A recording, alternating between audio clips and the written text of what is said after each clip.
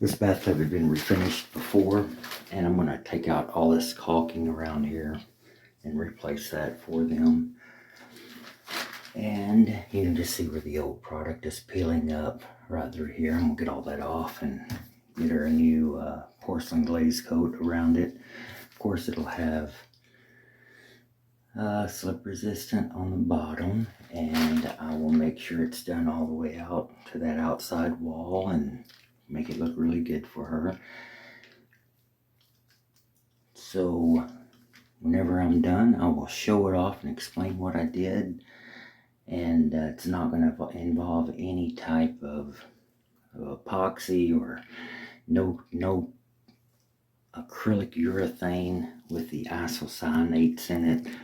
Those are such dangerous chemicals that you just don't want them in your house. They're just look them up and you'll see. It's on my website, but if you just look the name of those chemicals up, they're horrendous. And but anyway, I'm gonna get all this done, then I'll show it off here in just a second. Thank you.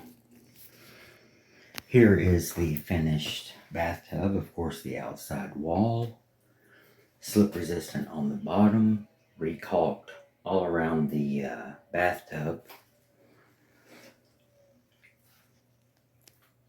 And I put a resin. This is a second floor bathtub. You can see my shadow, how I talk with my hands. This is a this is a second floor bathtub, so I put a resin around the drain so that no water can go back up underneath there and basically work its way between the drain and the tub and cause a leak downstairs.